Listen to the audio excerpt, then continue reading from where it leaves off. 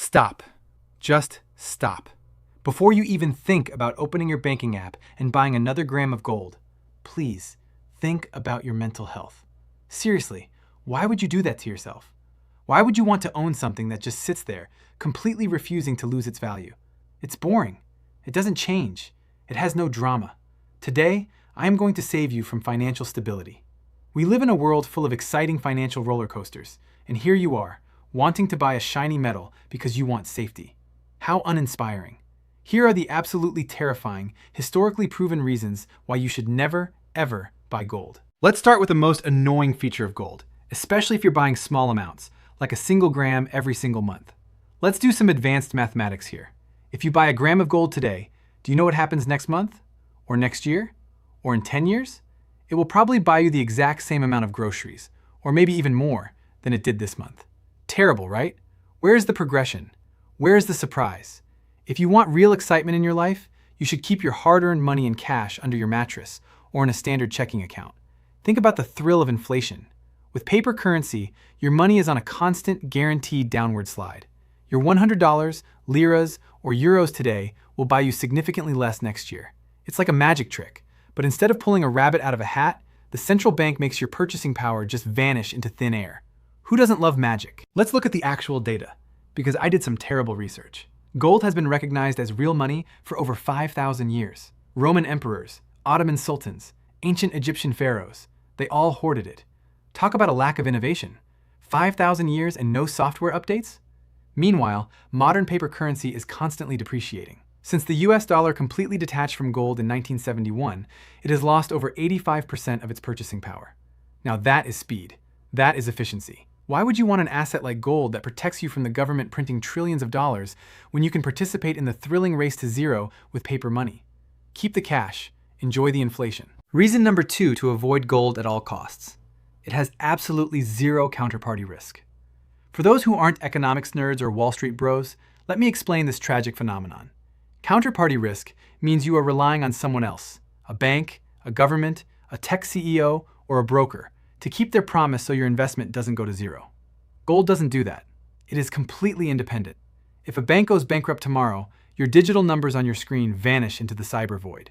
But if a kingdom falls, a government changes, the stock market crashes, or the entire internet goes down for a week, a gram of gold sitting in your drawer is still exactly 1 gram of gold. It doesn't need a password. It doesn't need electricity. I mean, how selfish is that? Gold doesn't care about the Federal Reserve's interest rate meetings. It doesn't care about global geopolitical crises. It just shines and stubbornly holds its purchasing power.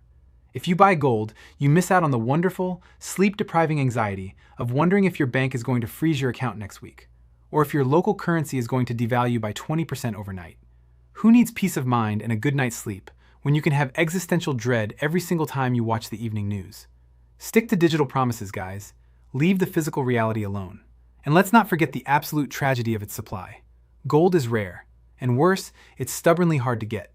Scientists and geologists estimate that all the gold ever mined in human history could basically fit into a cube that is about 21 meters on each side. That's it.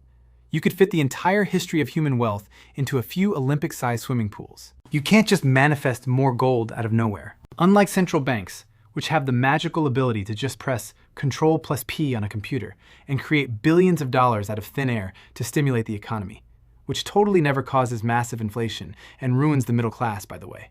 Gold requires actual work. It requires mining, heavy machinery, sweat, and moving tons of earth just to get a few ounces.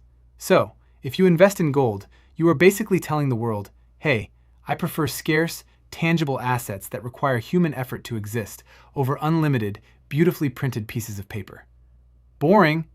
Where is your sense of adventure? Where is your faith in the printing press? So let's recap this financial masterclass.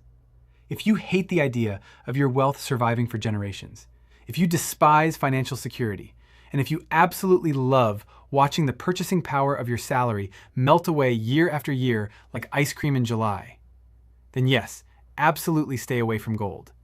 Leave it all for the rest of us who apparently love boring stability and protecting our family's future. But seriously, if you enjoyed this sarcastic look at why gold is the ultimate, time-tested insurance policy for your hard-earned money, do me a huge favor. Smash that like button right now. It helps the algorithm tell the world how boring we are. Subscribe to the channel and turn on the notification bell so you don't miss our next financial therapy session. Before you go, I have a very serious question for you to answer in the comments. If you were forced to put your entire life savings into one asset for the next 20 years to protect your family, would you choose gold or cash? And what is your main reason? Let me know below. I read and reply to every single comment. Stay smart, stay safe, and stop letting your wealth melt away in the printing press. See you in the next video.